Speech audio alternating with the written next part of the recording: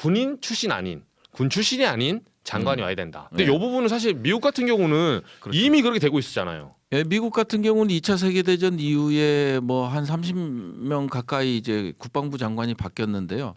사성 장군 출신은 딱 3분 있었어요. 근데 이제 미국의 전통은 뭐냐면 간주 기간이라는 걸 둬요. 그러니까 제대 후에 군복을 벗고 나서 7년 동안은 입각이 불가능합니다. 장관 입각이. 그건 법으로 규정해 놨었죠. 그러다 보니까 50년대 조지 마샬 같은 경우는 육군 원수로 전역을 해서 그다음에 이제 국무장관을 하고 그러고 나서 이제 7년이 지난 후에 국방부 장관으로 왔고요. 그다음에 매티스하고 오스틴이 약간 예외적인 상황인데 트럼프 정부 때 그 간주기간 예법을 만들어요. 그래서 상하원이 동의하면 7년을 준수 안 하더라도 이제 특별한 케이스인 경우 임명할 수 있게끔. 미군 같은 경우는 이제 그런 국방부 장관을 아예 문민화, 교수 출신들 오고 기업가 출신들 그렇죠. 오고 병 출신 오고 뭐 이런 식으로 해서 국방장관의 역할을 민에 의한 통제, 예, 그리고 국민을 대표하는 거죠. 군을 대표한다기보다 국민을 대표하는.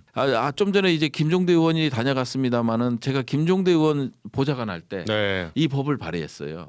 우리도 이제 군 출신들을 제한하는 법, 미국과 유사하게 이제 법을 발의했었는데 결국 박근혜 정부와 그 다음에 이제 군인들의 반대로 결국은 실패했죠. 그러니까 이번 개헌권도 보면 국방부 장관 자체가 이제 육군사관학교를 나오고 군복을 입은 사람들이 여전히 군복을 입은 사람으로서 장관을 대하고 그 다음에 인사권이나 이제 진급을 아주 좌지우지하고 사실은 삼성 장군을 4차에 진급을 했기 때문에 곽종근 사령관 같은 경우는 충성을 다할 수밖에 없어요. 그렇죠. 물에 빠진 사람을 이제 건져주는 그런 진급을 한 거거든요. 그리고 특전사에서 근무도 안 했는데 특전사령관을 시키고 그러다 보니까 이제 완전 가스라이팅이 될 수밖에 없는. 그러니까 윤석열 같은 리더가 나왔을 때 군이 그렇게 움직일 수밖에 없는. 그러네요. 그런 구조적 한계를 갖고 있는 거예요. 어떤 특정군 출신보다는 문민 장관이 오는 게 맞고. 특정군 출신이 오다 보니까 무슨 상황 발생하면 장관이 상황실에 앉아서 이제 합참의장은